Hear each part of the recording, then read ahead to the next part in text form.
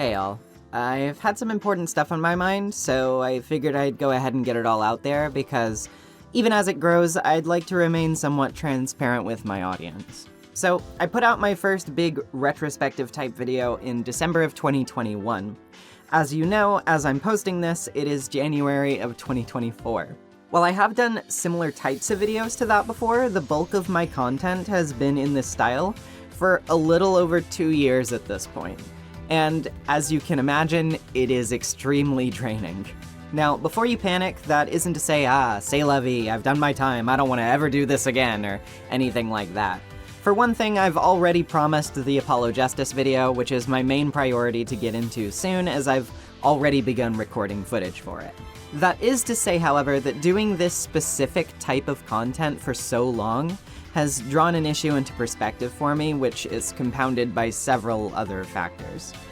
I'll be blunt, my mental health has been in something of a downward spiral for the better part of 6 months now.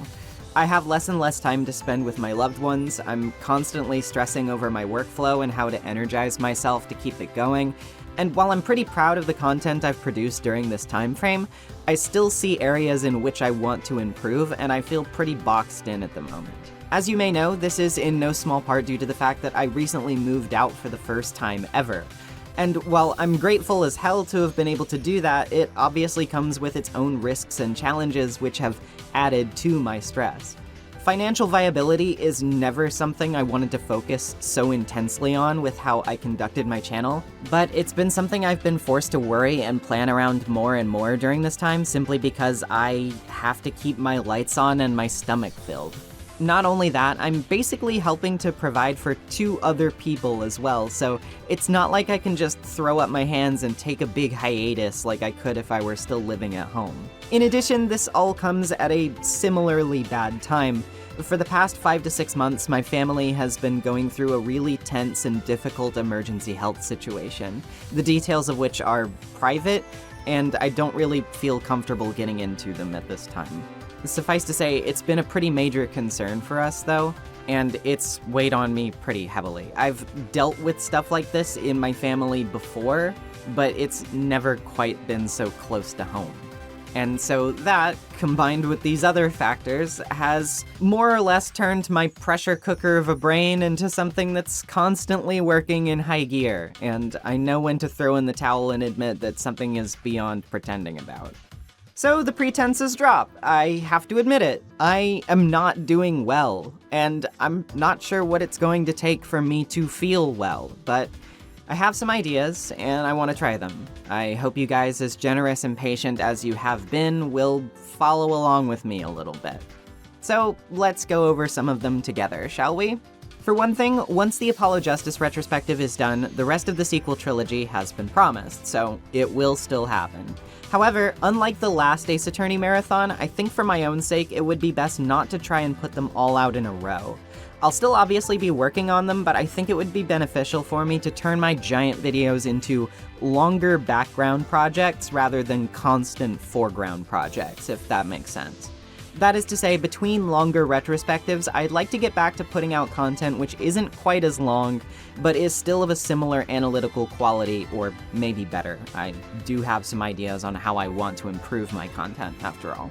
Back in the day, before my Danganronpa stuff blew up, I made essays purely for my own sake. Stuff about my favorite arc of One Piece, or comparing the different versions of Fullmetal Alchemist, or about the Germa Dollhouse streams and parasociality. I'd make short pitches for stuff I liked, info dump about themes in anime, or impart the personal impact a show had on me and my life. I'd like to get back to doing this sort of stuff more often, and continue diversifying in a similar manner.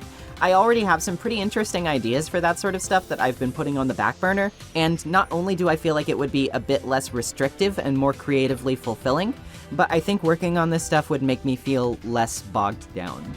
I also have quite a lot of fun ideas for streams, which I've been doing more of lately.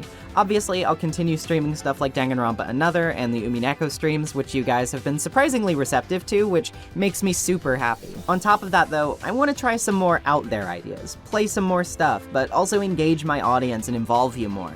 I want to invite friends, come up with off-the-wall concepts, and really challenge myself to make things that make you think, yeah, that's a Nezumi stream, alright.